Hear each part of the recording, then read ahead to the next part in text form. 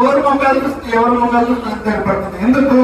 ఆయన పేరు మీద ఇక్కడ కూర్చున్నందుకు ఇంకొకరు గుర్తు పెట్టాలనిపించింది, ఇంకొకరికి ఇంకొక రకంగా అనిపించింది. ఇలా అనిపించి ఆ భగవానుడి దగ్గర మనం మారిపోయి వాస్తవానికి దుమ్మంచెరు గ్రామం ప్రస్తుతానికి బృందావనం అయిపోయింది. కాబట్టి ఏదో బాబు నేను హైదరాబాద్ లో ఉంటున్నా, అందరం కలిసి చేసేవాళ్ళం.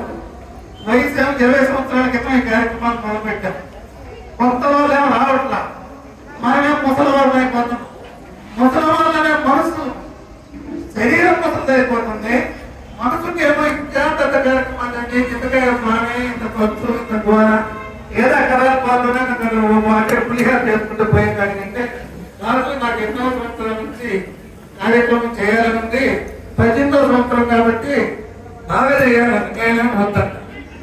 అట్లా చేసి మరి ఆయన అంటే ఆయన ఒక్కడే పాపం. నేను హైదరాబాద్ నుంచి వచ్చేసరికి నాకు ఒకటే ఫోన్ రోజు ఆ పని ఈ పని.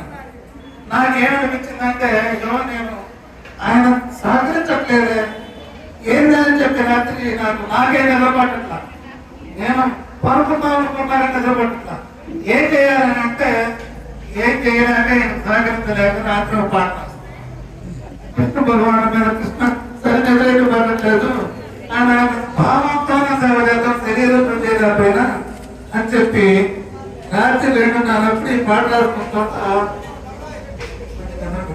అంటే కేవలం ధర్మం వాడు పాటించకపోతే వాటి నిద్ర పట్టలేదు, పనుకోలేదు.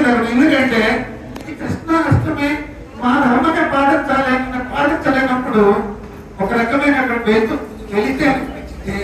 దాన్ని పోల్చాలంటే మనం దాని ప్రకారం ఇప్పుడు మీ అందరూ ఇక్కడ రాకుండా ఇంట్లో ఉన్నారనుకోండి, ఉన్నా కూడా మనసు ఏదో అనిపించింది కదా, నారాయణ గారు పిలిచారు, స్వామి గురువు గారు పిలిచారు, బాగా భయం అనిపించింది. ఇక్కడికి వచ్చిన తర్వాత ఎన్నో ఆయనకు కూడా మన ధర్మం మనం చేసామని ఇచ్చింది. సరే 2 ముక్కలు ఈ పాట కూడా పాడుతున్నాను. నాన్న ప్రార్థన పాట కాబట్టి శ్రీకృష్ణ భగవానుడు కూడా మనం అక్కడే పుట్టింది కాబట్టి నా మైండ్లో కూడా మరి ఈ పాట జనించింది కాబట్టి ప్రయత్నం చేస్తాం. ఆయన చెప్పినటువంటి మాటల్నే కొంచెం పూర్వదలన్న కమలం శ్రీకృష్ణుడు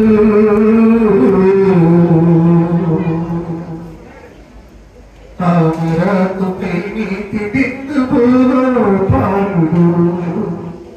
బురదల ఉన్న కమలం శ్రీకృష్ణుడు తామరాకుపై నీతి బిందువు పాముడు.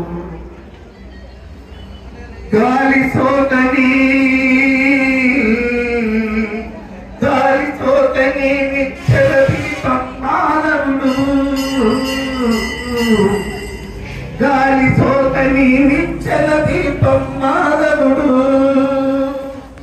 మౌనము సురుకు తడవని గగనం పానము సురుకి తడవని గగనం గోవిందుడు. బురదల ఉన్న కమలం శ్రీకృష్ణుడు తామరాకుపై నీతి బిందువు తోపాడు. సుఖ దుఃఖాలకు సమదూరం హిత ప్రజ్ఞుడు. సుఖ దుఃఖాలకు సమదూరం హిత ప్రజ్ఞుడు. పాప పుణ్యాలు వంటని నిష్కామకర్ముడు.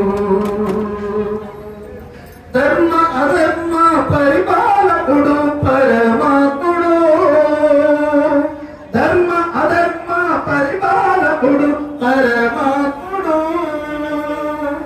నమ్మిన వారిని విడవని భగవంతుడు. భగవంతుడు బురదల ఉన్న కమలం శ్రీకృష్ణుడు తామరాకుపై నీతి బిందువు గోపాలుడు.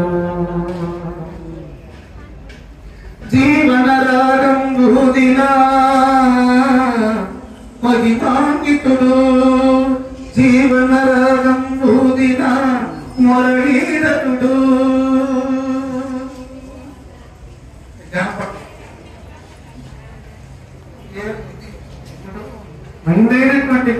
కానీ శరీరం పళ్ళు కనపట్ల ఏం చిన్నక్షరాలని ఇట్ట కదిలి తోరబట్టబోతుంది, ఇట్ట కదిలి ఇంకోబట్టబోతుంది, ఇంకేం చేసేది.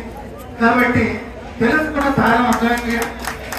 ఈ 4 ముక్కలు కాదు జీవితంలో మన పెద్దమ్మ చెప్పినారు. నాకు గురువు గారి అధ్యక్ష స్థానం తీసుకోగానే ఆయన చెప్పినట్టు 4 ముక్కలైన తర్వాత ఇక మనం చెప్పేది ఆచరించడానికి 4 ముక్కలే మన జీవితంలో.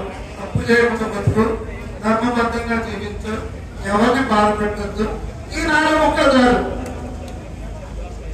కానీ మనం రుచి కోసం కూరలో 4 కూరలు చేసుకుంటే రుచి కోసం తిన్నట్టుగా ఇంతమంది చెప్పలే. కానీ వాస్తవానికి ఒక గురువు చెబితే అన్ని అందరి గురువు చెప్పినట్టు.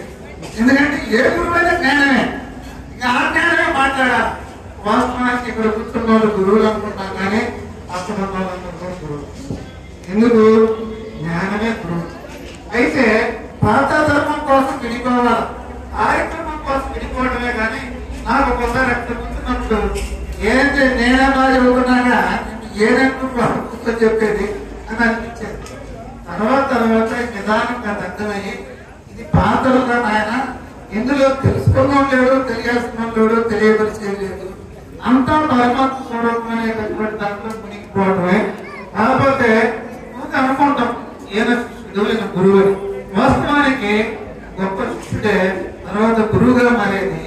గురువు ఎప్పుడు శిష్యుడిగా ఎప్పుడు శిష్యుడుగానే ఉంటాడు.